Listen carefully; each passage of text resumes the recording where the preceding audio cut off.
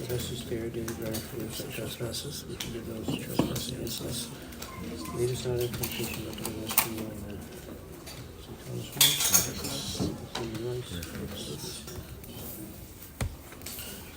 Maybe just keep Brother Bassett in your prayers. He's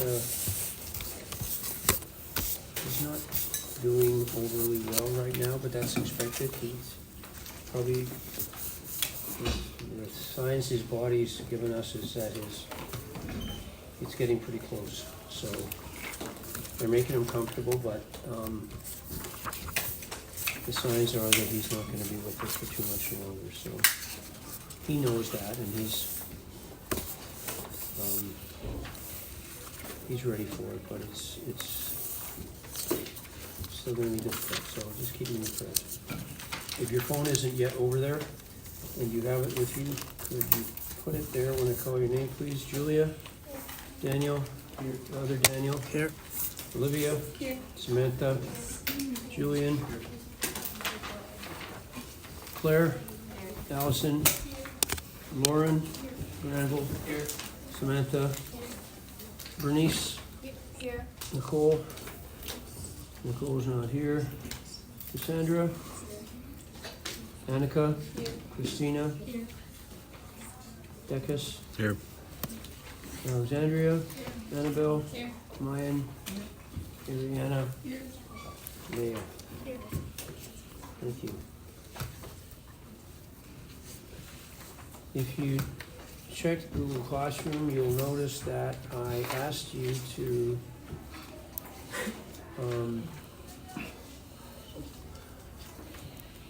have a look at the insert associated with limiting reactants.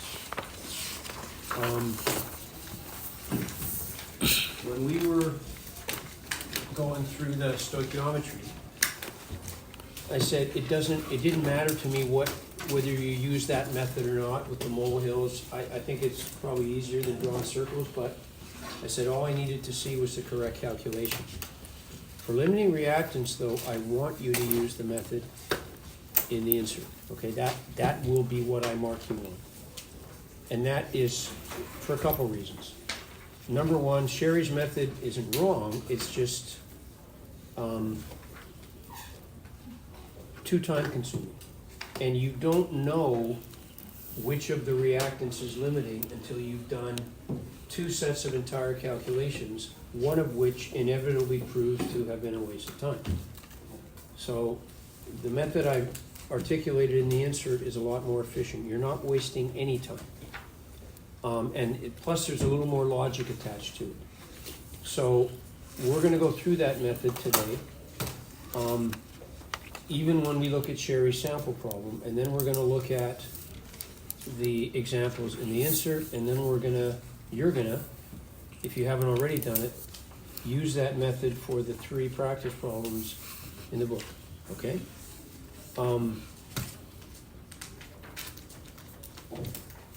So let's start with the diagram at the top of page 221. That's kind of a simplified chemical version of the ice cream sundaes, all right? So let me guess about there. Let's see.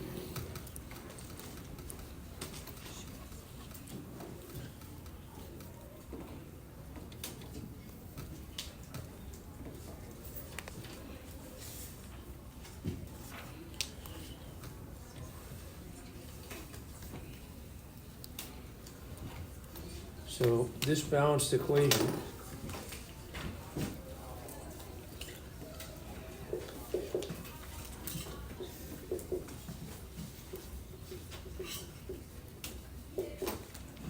you don't have to write down what I'm going to put on the board right now.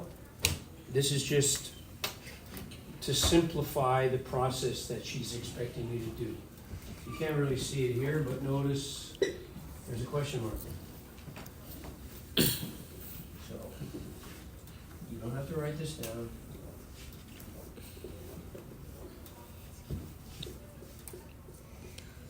So that I means initial, that C means change, the E means ending, or at the end. If you take Chem 12 next year and I'm still here teaching it, this E will mean something different. But for now, let's just use it to represent N. And those three letters usually are summarized to represent what we call an ICE table.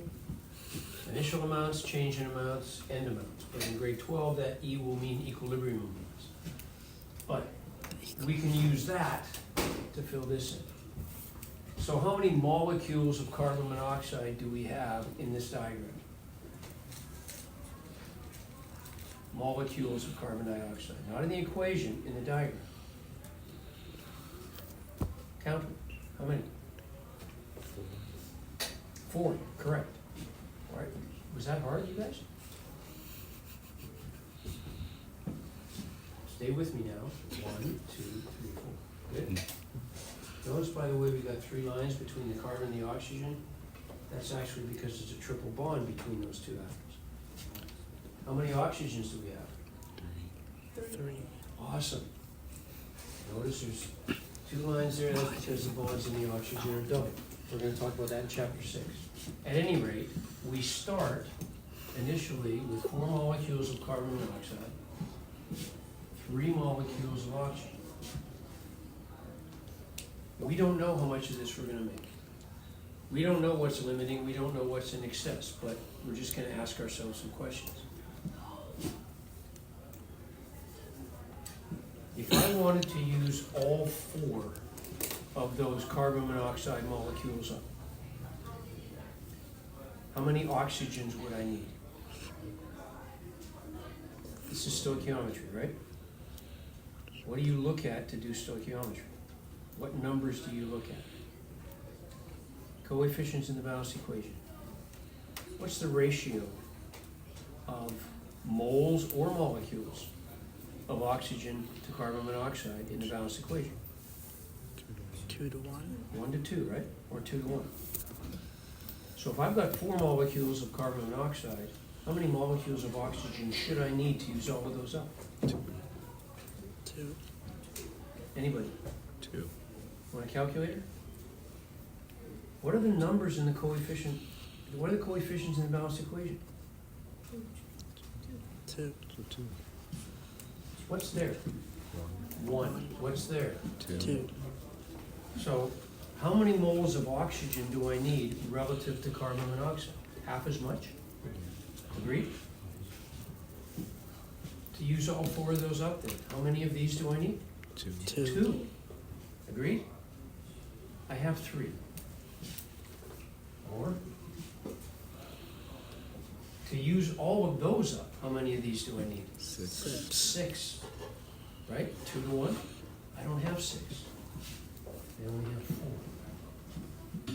So based on what I actually have, compared to what I require from the balanced equation, it's clear that I have too much of this, right? Not enough of this. I can't use all of those up, but I'm going to use all of those up, right? So I'm going to run out of this, and I'm going to have some of this left over, right? If I'm going to run out of this, then in the change line, that's -4. I'm using them all up. I'm going to run out of them, then the reaction's going to stop, which means at the end I got none. But because that's a 1 and that's a 2, I'm not using all 3 of these. I'm only using 2 of them, right? 1 to 2 molar ratio, right? Which means I'm going to have 1 left. The coefficient in front of that is the same as the coefficient in front of this. So if I'm using all 4 of those, I got none of that at the beginning, I'm going to make the same number of CO2, am I not? +4. Obviously, I'm using these, that's why it's a negative sign, I'm making this, right? And after I run out of this, I stop making this. So I can make 4 molecules of carbon dioxide. I'm going to have 1 molecule of oxygen left, but I'm not going to have any of this left. So the limiting reactant here is the one I run out. It's the one that limits the amount of product I can make. It also limits the amount of the other reactant I can use. So this is the chocolate syrup. This is like the cherries or the ice cream. As soon as I run out of chocolate syrup, I stop using ice cream, I stop using cherries. But the amount of chocolate syrup dictates the amount of sundaes I can make, right? Now, do you want to have to go through that for every reaction? God, no. But that's the logic we're going to apply. In short, we're going to compare what we know we need to what we have. And we're going to compare the two. And depending on which is more or less, that'll dictate what the limiting reactant is. All right, and that's the point behind the insert. So if we continue on what Sherry's written here,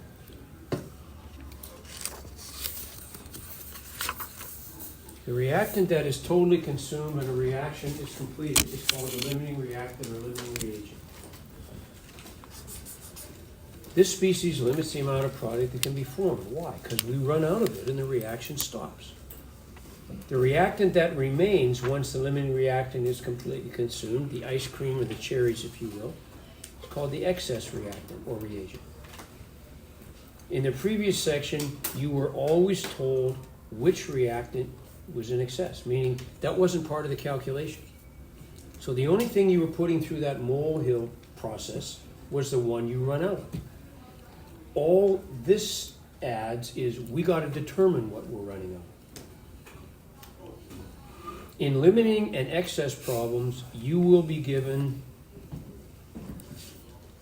the amounts, not just masses. They could be masses. They could be volume of gases at STP. They could be volume of a solution whose concentration you need. But whenever you're given amounts of more than one reactant, assume it's a limiting reactant problem, you have to find out what you're going to run out of. You must determine which of these is in excess and, more importantly, which species limits the amount of product can form. Now, she says here you may also have to determine how much of the excess species remains once the reaction is complete.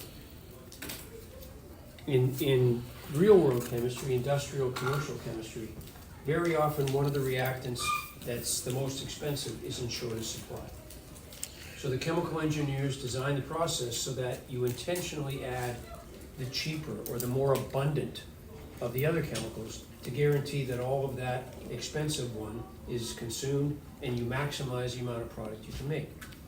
Very often, they don't care how much of the other ones are left over because they just recycle them through the next process. But whether you're calculating the amount of product you can form or whether you're calculating how much the other one is left over, it's just stoichiometry. What we have to do here is find out which reactant we start from. In other words, which molehill we're going to use to get to products or excess reactants. Now, I'm not going to do it this way. I'm going to do it the way this articulates. Okay? So let's read the introduction there. We'll look at the examples in the handout, or in the insert, but I want to apply this method to Sherry's, okay?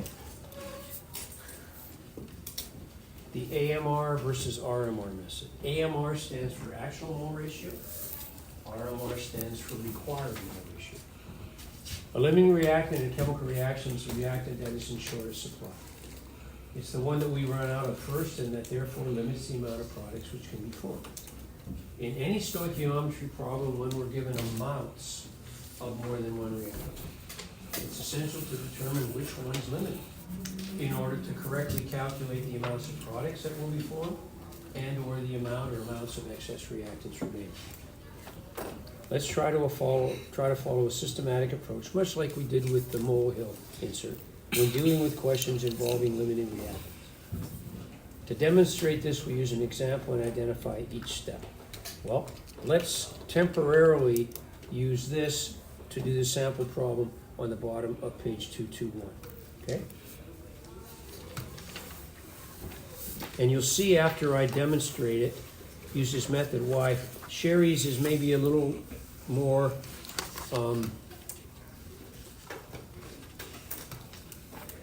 work than's actually necessary. What volume of hydrogen gas measured at STP is produced when 8 grams of lithium metal is reacted with 10 grams of water? What mass of the excess reactant remains once the reaction is complete? Well, we need the balanced equation. Whether it's limiting reactant stoichiometry or just regular stoichiometry, we still need the balanced equation. So notice what Sherry writes here. If you just look at the reactants, what type of reaction is this? Single replacement. What's replacing what? Lithium's replacing hydrogen from water. If you look on your activity series on page 175, you see that lithium isn't only above hydrogen, it's also above magnesium. But notice how Sherry writes water. If she hadn't given you the balanced equation, again, this is a sample problem. Let's say she just gave you the names, and you wrote water like that, and it's a while since we did reaction types. You might think, okay, lithium will replace hydrogen. I'm gonna make lithium oxide and hydrogen gas, which would be wrong. You don't make lithium oxide, because we treat water in this scenario as if it was hydrogen hydroxide. So remember back in section 4.2, when water was being replaced, Sherry suggested write water like that, because the lithium replaces that hydrogen and makes that. So we pretend water is hydrogen hydroxide, even though it isn't. Okay? And then when we balance it, and again, Sherry does this for you because it's a simple. We get that. Okay?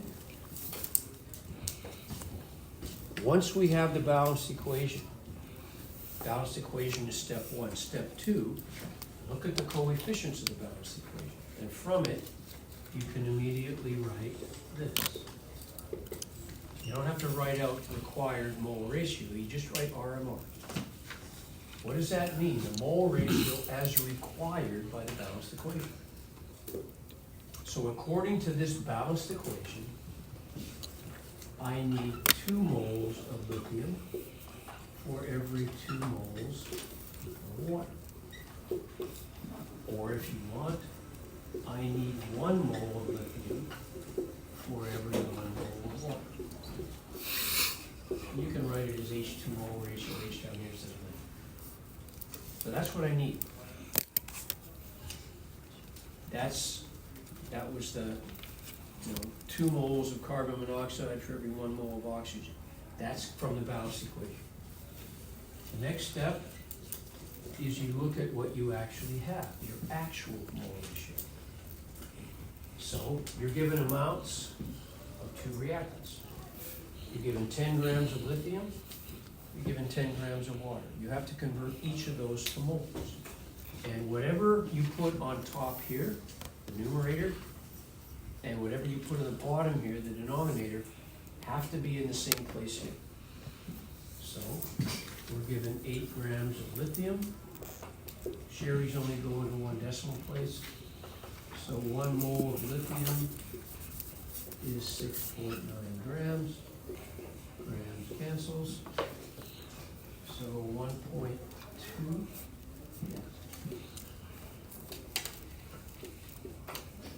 That's how many moles of lithium you actually have.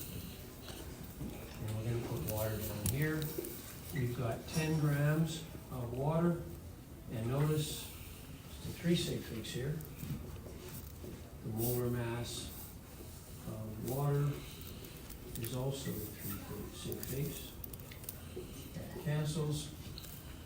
You end up with 0.556.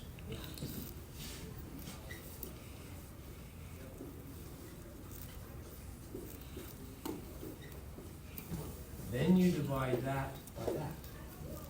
Now, she doesn't do it this way. She does get this far. But before we know which is limiting reactant, we have to get the actual mole ratio. In other words, moles of lithium for every 1 mole of water. So what's 1.2 divided by 0.556? You can give me 260.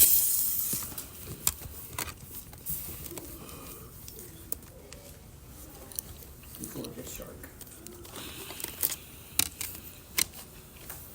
2.2. 2.2. 2.2. 2.2, okay, fair enough. Now look at that and compare it to this. You need 1 to 1, you have more than 2. So now the actual mole ratio is greater than required, which means you got more than enough of this. And in the insert, if the actual mole ratio is greater than required mole ratio, then the one in the denominator, the bottom, is limiting. Okay? This is like the cherries, you got too many of them.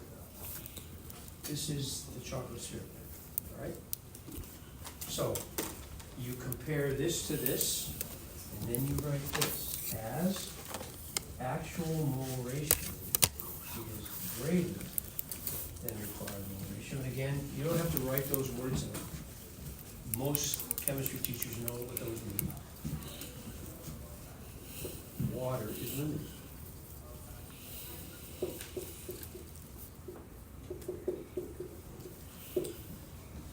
Okay? Now what have you just done? You've decided which of these molehills you're gonna use to do all the calculations.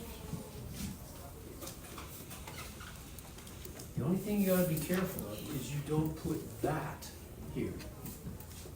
You put that at the top. So that number of moles of water is what we actually have. That's where we start. And then we do everything from that place. She asks us,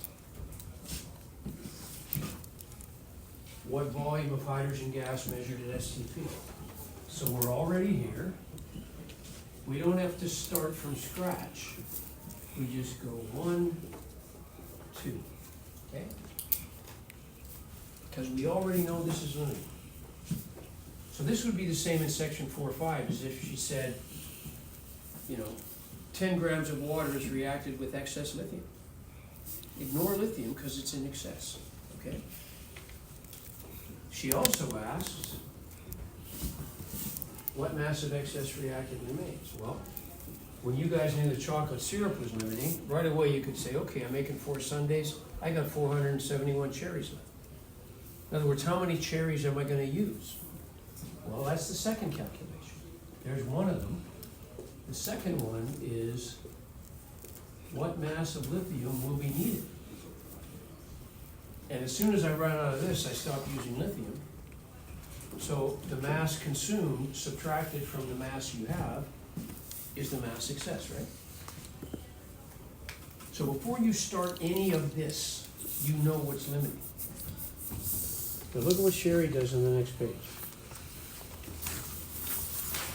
She does everything here. Well, that mass of lithium is used to produce this. That mass of water is used to produce this because this is less than obviously water's limited. But this is a waste of time. You don't need to do this. You don't even need to do that because you're already at the top of water's mole. You already know how many moles you have. So you're gonna start here. It's a 2-step process. Not a 1, 2, 3-step process, just 2. Moles of water to moles of hydrogen to liters of hydrogen at STP. And then, again, you don't have to start this again. Moles of water to moles of lithium to grams of lithium. And then subtract 3.83 from 8, 4.2. That's how I want all of these done, okay? All of this is about finding out where you start from. If I read this correctly, Sherry goes, okay, let's put 8 grams through the whole process and see how much hydrogen I can make. Let's put 10 grams of water through the whole process, see how much hydrogen I can make. Whatever's less, that means that one's the limiting reactant. But that's normally time you don't have on a test. So I wanna see this, and then you have to write this up. Don't just write water is limited, because I will ask, how did you know? Well, why? Write the statement as AMR is either less than or greater than. If it's greater than, then the one on the bottom is limited. You got too much of this one. If the actual mole ratio is less than what you need, then the one on the top is limited. And both examples I've given you in the insert are the latter type, okay? That make sense? So let's go back to the insert. Nitrogen gas can be prepared by passing ammonia over solid copper 2 oxide at high temperatures. The other products of the reaction are solid copper and water vapor. If a sample containing 18.1 grams of ammonia is reacted with 90.4 grams of copper, right away, you know it's a limiting reactant question. Which is the limiting reactant, and what volume of nitrogen gas measured at STP will be formed? Now, if I'm not mistaken, yeah, there's a misprint in the final paragraph before the answer. And that was corrected several years ago, but Lionel hasn't corrected it in the book, so I will correct it. Namely, I don't ask for mass of nitrogen, I ask for volume at STP. So let's go through the process. Solution, first step, any stoichiometry problem, write and balance the formula equation. This is a little tricky to balance, so I balanced it for you.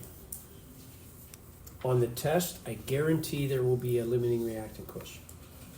I guarantee there'll be a regular stoichiometry as per section 4.5, but I also guarantee there'll be a limiting reactant question, okay? I might give you the balanced equation, I might not. I might give you the unbalanced formula equation, I might not. But whether I do or don't, you still need it to continue. So there's the balanced equation. Now we look at the coefficients. It doesn't matter which reactant you put on the top or on the bottom, as long as whatever goes here is in the same place for the actual mole ratio. Okay, don't flip them. I like to put the bigger one on the top, but that's just me.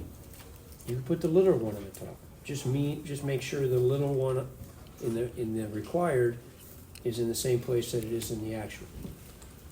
So from the balanced equation, right away you can write this. 3 divided by 2 is 1.5 to 1. Now we got to determine the actual or given mole ratio. We're given 90.4 grams of copper 2 oxide. And notice 3 sig figs here, 4 there, so I'm going to write 3. We have 1.14 moles of copper 2 oxide. We have 18.1 grams of ammonia. So that's the number of moles of ammonia we have. That's the number of moles of copper 2 oxide. Then you divide the top by the bottom. And you get 1.08 to 1. That's what we actually have. What we need is 1.5 to 1. So in this case, the actual is less than the required. So if we go to the next page, go to the next step.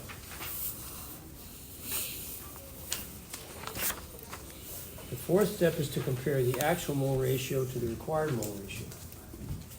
If the AMR is less than the RMR, then the reactant in the numerator position is a limiting reactant. Numerator is the one on top. If you can't remember, just cross that out and write top or up. If the actual mole ratio is greater than the required mole ratio, then the reactant on the bottom is limiting. That's the example sharing rules. In this example, what we have is less than what we need. So therefore, the one on the top, the copper 2 oxide, is limiting. Because the copper 2 oxide is a limiting reactant, all stoichiometric calculations determining amounts of product or excess reactant must originate from that quantity. The final step is to use the limiting reactant to determine the quantity of product and or excess reactant. And this is where there's a misprint. and then to liters into from the molar volume of nitrogen moles, okay? Now, the only thing you have to be careful about is, and some students do this, when they calculate the actual mole ratio, particularly if the limiting reactant is on the top, they use that. You don't have 1.08 moles. That's just the ratio of this for one of these. That's what you have. So make sure you use that one, not that one. Okay? And that's the only part of this that's kind of a cautionary tale. So that's what we actually have. Now we're at the top of that molehill. And then we go to this 2 steps. None of this information was wasted. We found out right away before we even did the molehills which one we're using and which one's in excess. Example number 2 is a little trickier because it requires sort of remembering that one of the types in the third version of double replacement gas. 1 volume of carbon dioxide gas is formed at STP by the reaction of 1.5 liters of 1.50 mole of phosphoric acid with 53 grams of sodium carbonate. Notice that I haven't given you masses of 2 reactants. I've given you mass of 1, but volume of a solution of another. And again, we got an acid plus a carbonate salt. So if you're writing this, build the product as carbonic acid, balance it like that, then turn however many moles of carbonic acid you have into the same number of moles of CO2 in water.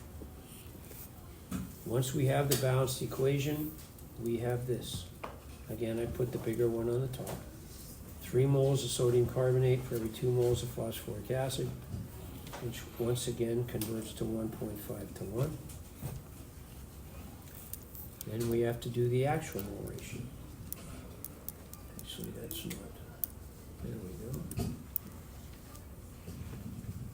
And for the second step, I haven't explained it in as much detail because we already did one example. So that's what we need. Again, keep the sodium carbonate in the same position here as here. So 53.0 grams of sodium carbonate, half a mole. 4 sig figs there, but 3 there. Now this one is to 3 sig figs, but at the end we're going to round it to 2. So what we actually have is half a mole of sodium carbonate, and we've got 2.25 moles of this sodium. That divided by that, once again, gives you a number that is less than what you need. We need 1.5 to 1. We don't even have 0.25 to 1. So this is the statement you have to make. As AMR is less than RMR, we don't have enough of this. The sodium carbonate's limiting. Because it's limiting, it means up here in the balanced equation, the molehills we draw have to start with that. But remember, you don't have that many moles. That's just that per mole of phosphoric acid. That's how many moles you have. So that's where we start from, and then we're going to go to mole CO2 and to liters of CO2 at STP. 2 steps. We're already here, so don't start from scratch again. You don't have to do that again. You already did. And if we were asked how much of this would be left over, we could do the same thing. Okay? And then as your final answer, you should round it. Oops. Should be rounded to 2 sig figs. See, did I do that? I shouldn't. No, I should have rounded it to 11 liters. Oh, wait a minute. No, 3. I'm correct. 3. 2 here, but 3 here. Okay? Now, there are 3 practice problems, based on what happened with the 2 classes prior to you, one person in the second class I taught today did all 3 and checked their answers.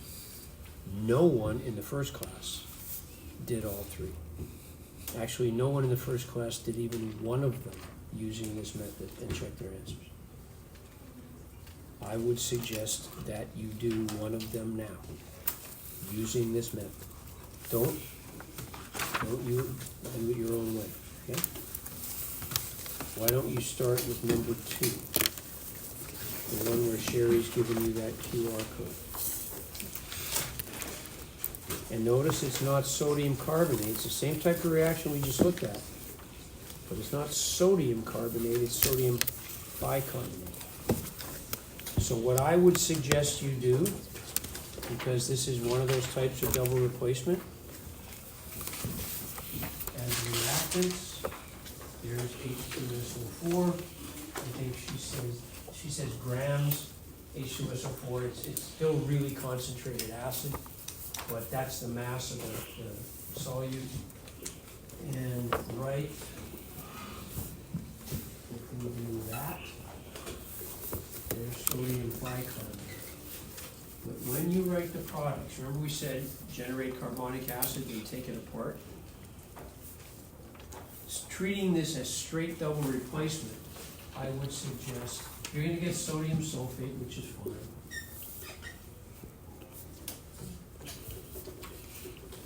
But then instead of just writing H2CO3,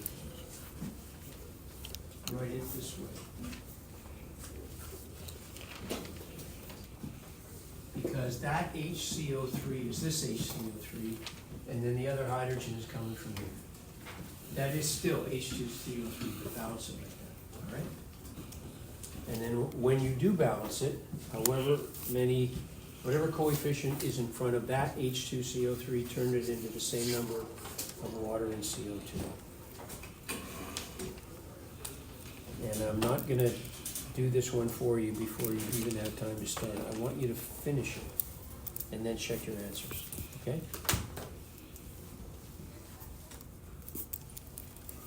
Pretend if you can not to add undue stress to your day, but pretend if you can that you were writing this on the next test. And follow the steps in the insert, obviously which you won't have then, but follow the steps in the insert to answer this. It's very straightforward. You have the required mole ratio instantly once you balance the equation.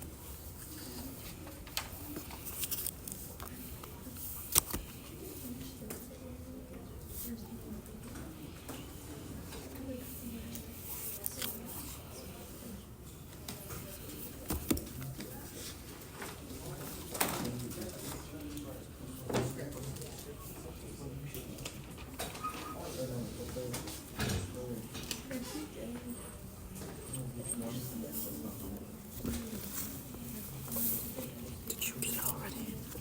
The R1 should be 1 to 2, isn't it? Yeah, 2 to 1. I thought you meant like the answer. I was just like, Oh no, no, I was asking. what are you talking about? It's 2 hydrogen, I think so. is 1 mole is 2 times 1.2.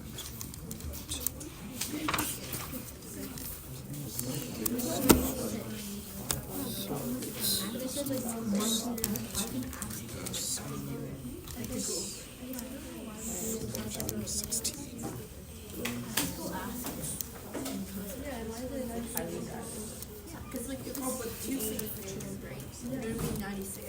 Because it's 96.3. So it should be 96. But it's like 1.09.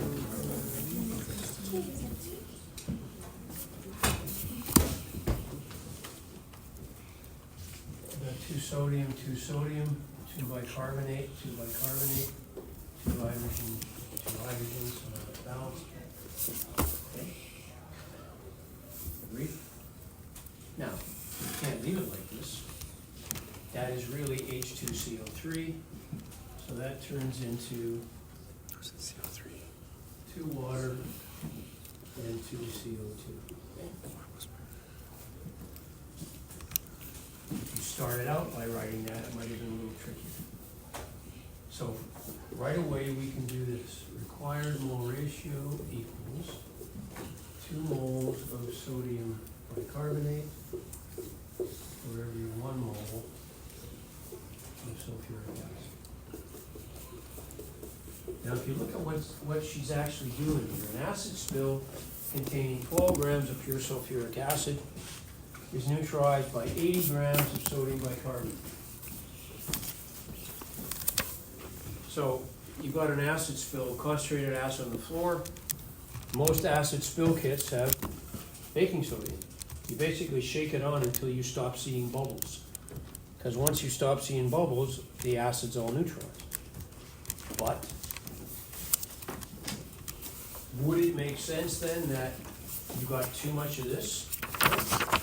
You intentionally add too much of this. So don't be surprised if the sodium bicarbonate's in excess, okay? There's the required mole ratio. Now let's do the actual mole ratio. All we're doing is following those steps exactly.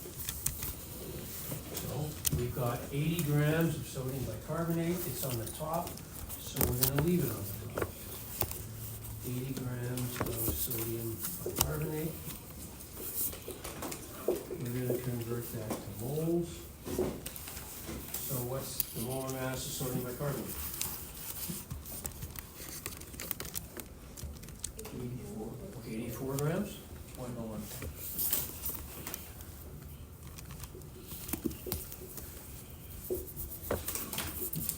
So how many moles of sodium bicarbonate do we have? 0.9 what? 52. 80 divided by 84.01.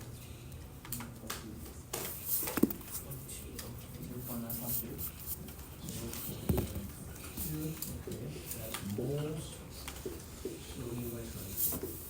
It's on the top there, it's on the top here. So now moles H2SO4, we have 12 grams of H2SO4.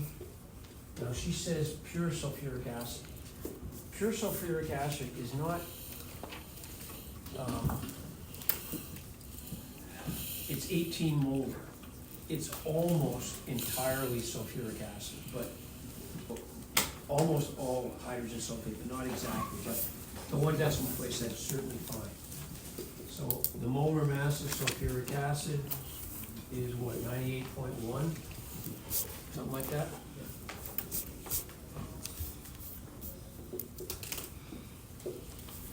So how many moles of sulfuric acid do we have? I think I did it wrong. 12 divided by 98.1, yes? 0.122. Sounds about right. So divide the top by the bottom, and by doing that, you get moles of this per 1 mole of this. And it's gonna be more than 7, right? Actually, almost 8. So what, how many moles of sodium bicarbonate do we have for every mole of sulfuric acid? Why is it taking you guys so long? 7.80 if you want to go to 3/16, okay?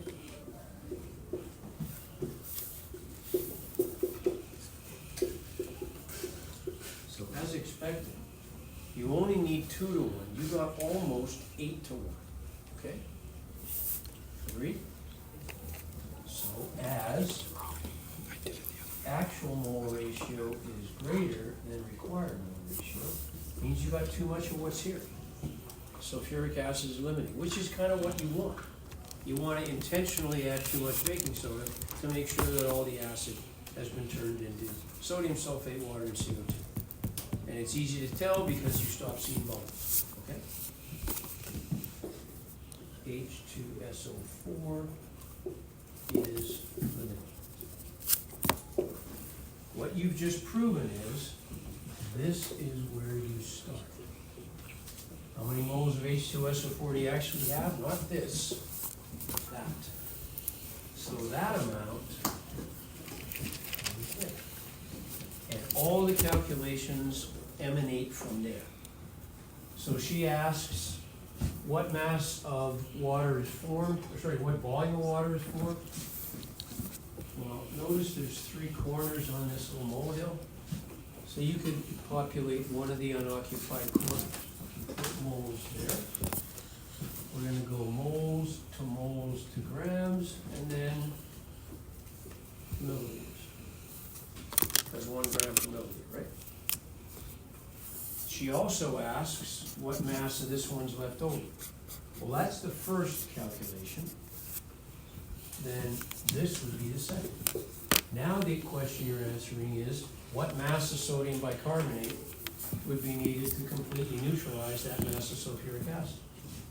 Well, moles to grams, that's the amount we're gonna need. Subtract that from this, that'll be the mass we have left over.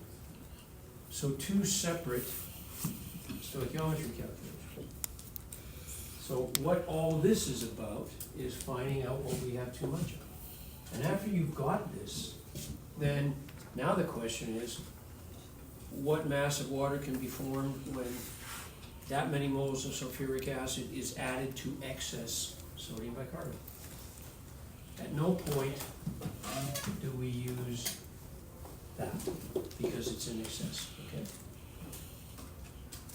Make sense? It's logical in addition to saving time. That makes so much sense. And how about number 1 and 3 pages hence, number 3. Do either one of those and check your answer. Okay? I'm not gonna do them for you on the board. Do them exactly this way, not the way Sherry does it, because that takes too long. And then check your answers. You might not recognize this, hydride. What is that?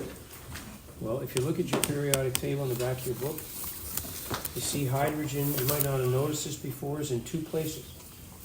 It's over the alkali metals, even though it's not an alkali metal. Why is it there? Because when it's reacted with a non-metal, it usually forms a 1+ ion. It's also over the halogens. Not a halogen either. But when it reacts with a metal, it forms a 1- ion. Which makes sense, because 1 more electron and it becomes just like helium. So hydride is H1-. Just like chloride or bromide or iodide. So that should help with the formula of calcium hydride.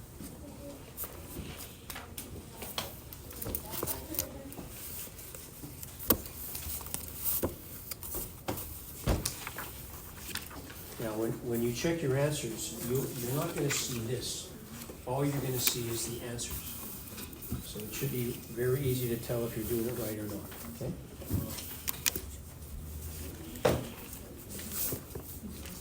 Just for interest's sake, did anybody do all 3 this way? And check your answers. Get them all right? You didn't. You know what you might have done wrong? Which one didn't you get right? Number 3. Well then, try number 3, okay? Did you write nitrogen is diatomic? Did the formula for calcium hydride be CaH2? Yeah. Okay. Yep, Yeah, for number 3 as well, like on the answer key it says that it's in scientific notation 1.0 times 10 to the 2, but then the answer I got was 96. So would it be the same if you just rounded it and put it in scientific notation? you got 96 on the nose. 96.31. Okay, you're gonna round that, should round that to 2 sig figs. Yeah. So that should round to 96, really? Is that what you got too? And she put, 1.0 times 10 to the 2 grams. I don't think she's right then, I think you're right. Okay. Do you know why it has to be the 2 sig figs? Because of that, right? Yeah.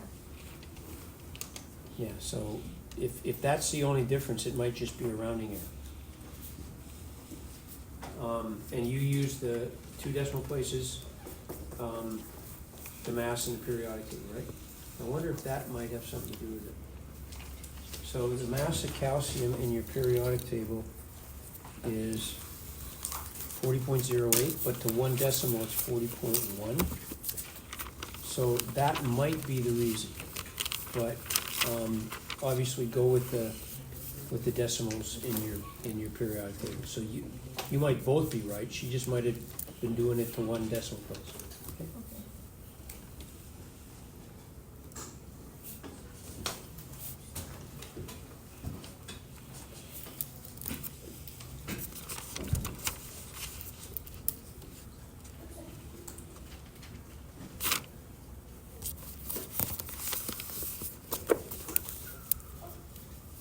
When you do these at home, assuming you guys do that once in a while, remember I said pretend you're writing a test if you can? Obviously, you're not gonna get this table or this detailed stepwise explanation on the test.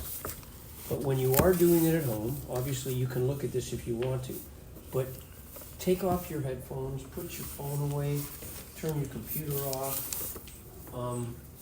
remove all the distractions, because that's what'll happen when you write the test.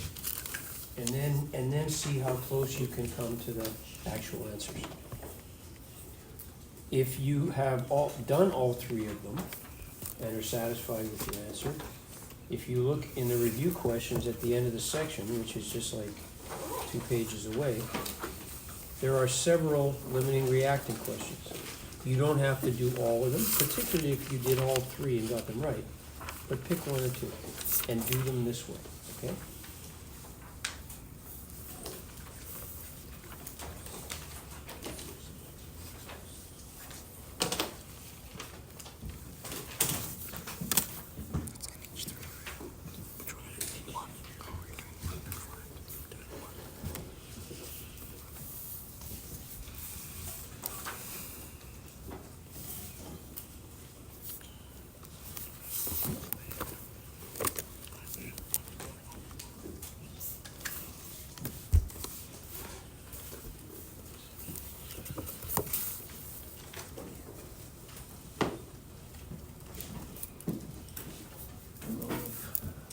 Board cleaner, so I gotta go down and get some.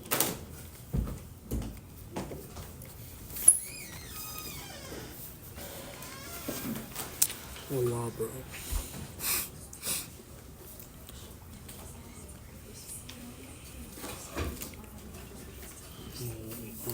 Ammonia is different from ammonia, right? Yours? Yes. I don't even know for real. Because I think ammonia is NH3, right? And you can, I always Gran. Gran. Grand. Ammonia is NH3, right?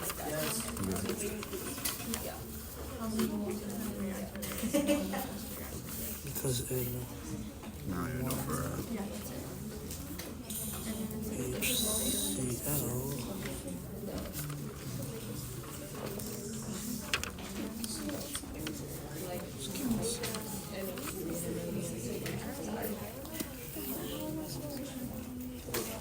.382 divided by Bottomless limit 8. 6. AMR is greater than.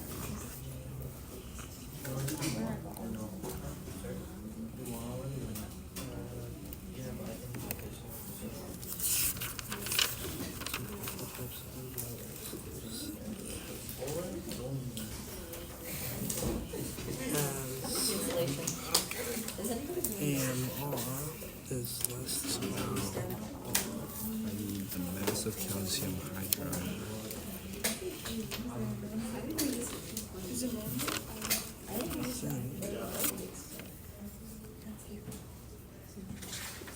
Sweet this.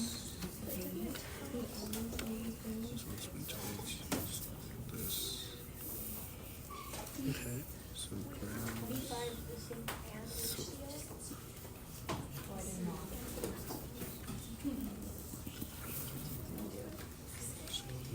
So we can go from here and then to here.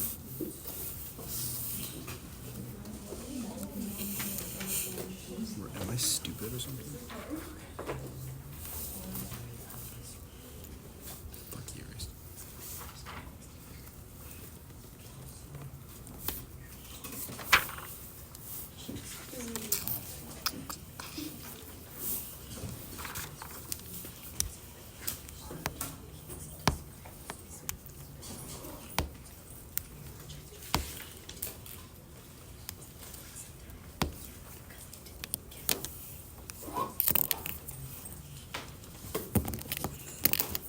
oh, holy shit, I get it. This is NX. Wait. You understand it. Yeah. I go from calcium to here and then calcium to here. Yeah, something like that. This is limiting. This is an excess type shit, dude. What hills? 50 times mass. Or no, just So now we go. Wait, is that the I don't remember the views.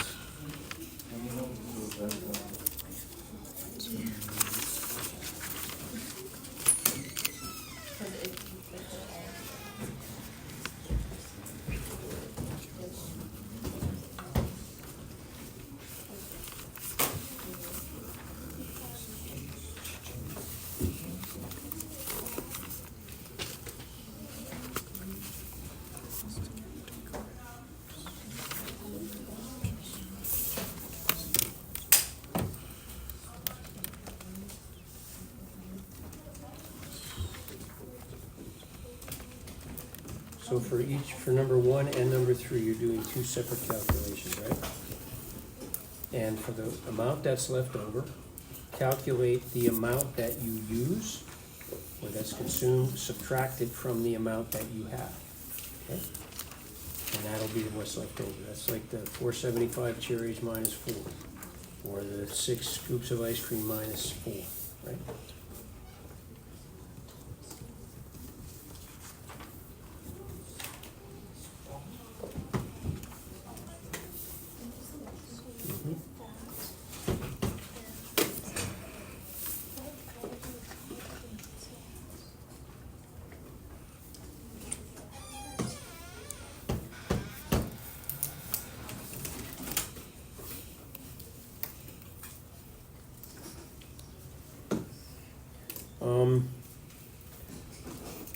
I'm gonna try to finish this on Wednesday. I think I can.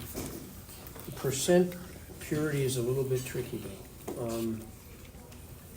But we've got percent purity and percent yield to talk about. Percent yields, that'll go faster than percent purity, but I can promise on the next test, as part of the written response, there will be one question on stoichiometry that isn't limiting reactant. In other words, you'll know what's in excess. There'll be a limiting reactant problem, and then there'll be one of either percent purity or percent yield. One of those two, okay? Before the test, however, we're gonna try to do a lab. So if I can finish this on Wednesday, actually, even if I can't,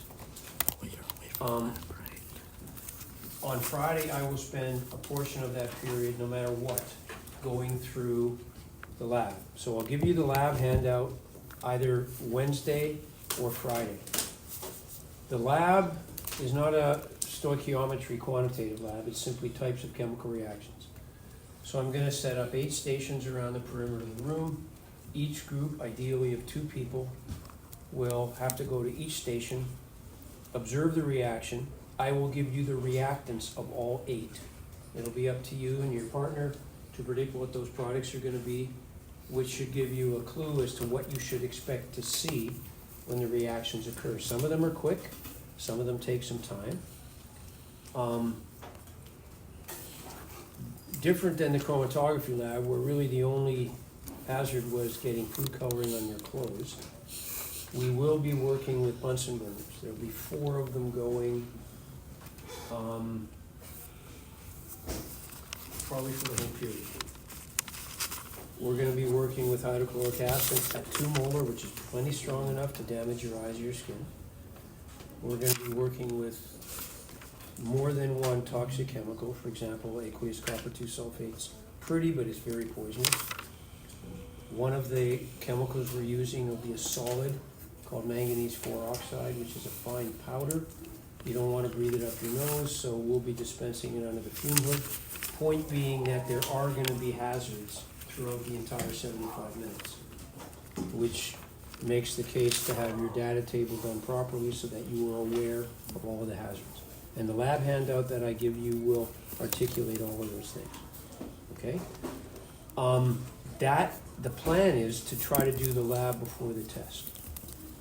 So when we do the lab will be determined in large part based on when the stuff I've ordered from Boreal Chemicals shows up.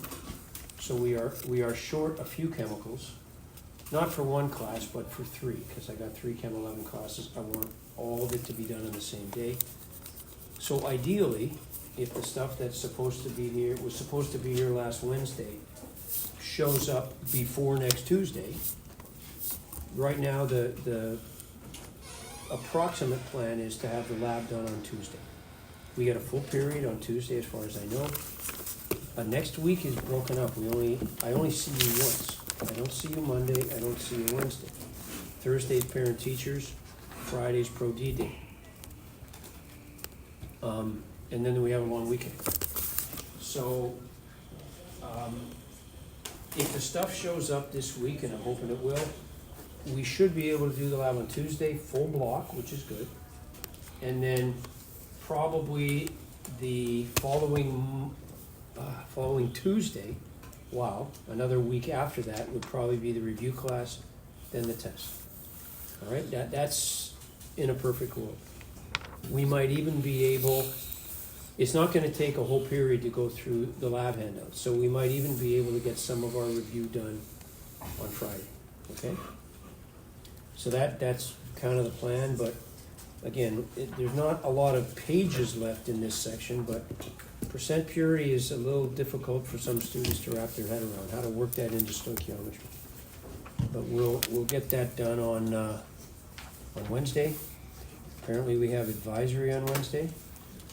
So silly me, I was wondering what could we possibly do that would qualify as wasting any more of our time on advisory. And so if you hearken back to preschool, when you made Valentine's cards for your mom, I think that's probably what's going on advisory. Yeah.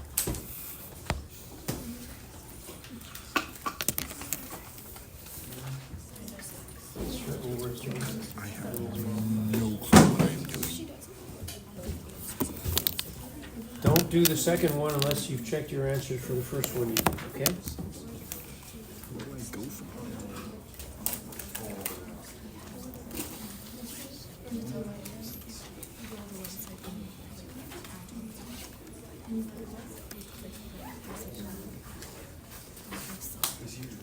For next class, if you could have a look at maybe a couple of the limiting reactant questions in the chapter review and check your answers for those. I want to make sure that limiting reactant is something you guys are comfortable with, and it's in your best interest to do that because I guarantee it'll be on the next test.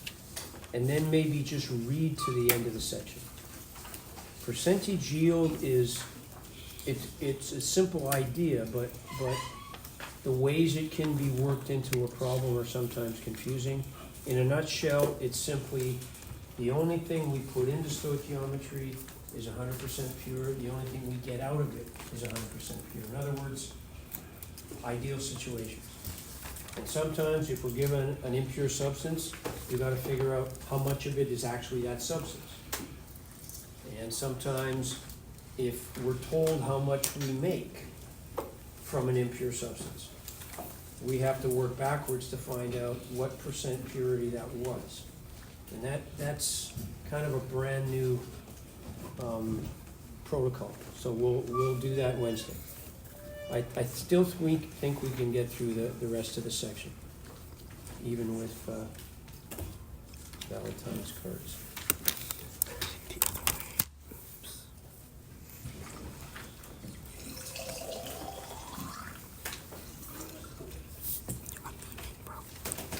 I found hydrogen. I'm looking for zinc. I have no fucking clue what I'm doing right now. It's just sweet idiot. What am I meant to do? You know what you're doing? No. Like at all? Like absolutely. Okay, it says what mass of calcium hydride results when 20 liters of ammonia measured at STP and 150 grams of calcium are reacted. I found the mass of calcium hydride. How do I find the excess? No, I did have it right. Yo, wait, we're low key. I don't know what I'm doing. Like I have a vague idea. I have a vague idea, but I don't know where to. Vague idea? I don't know where to go from here. Because You I've got tried the balanced equation? It's up here. Okay, so your required mole ratio is 1.5 to 1, right? That's good. That's correct. So you need 1.5 to 1, right? You got more than 4 to 1. So that means the one on the bottom is limited, right? So how much of the one on the bottom do you have? You have 0.843 moles. Right. So you're starting at the top of the Oh, I molar start from mole. there? Yeah, you're already here. You don't have to get there again. You already did it. And you know the one on the bottom is limited. So put 0.843 moles there and use that to do all the other calculations. I thought I was starting from calcium. Sorry? I thought I was starting from calcium. No, calcium's in excess, isn't it? You got So I used the one that's 4.14. limiting. You only need 1.5. You got way more than twice as much as you need. Right. So actual is way bigger than required. So that means the one on the bottom is limited.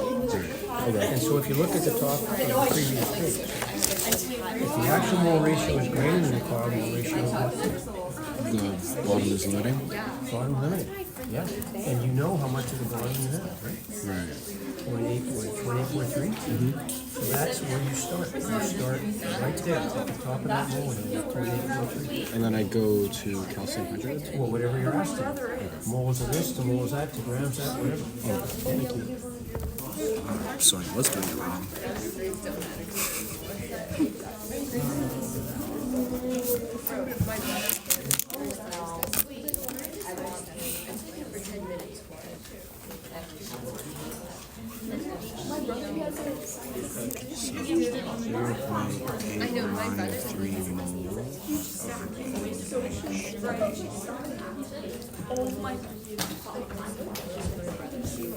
Massive calcium hydride results.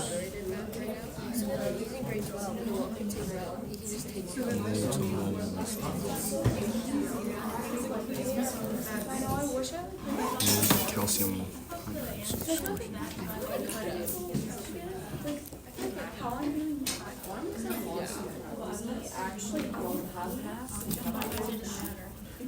I'm guessing it'd just be 1 to 1.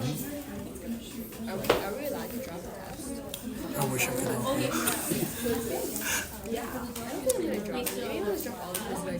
Right? I think it's 1 to 1. It's not. Good afternoon. Oh, it's 3 to 3. Bring your lunch and pop by the Learning Commons at lunch for Maker Monday. Try your hand at stamping to make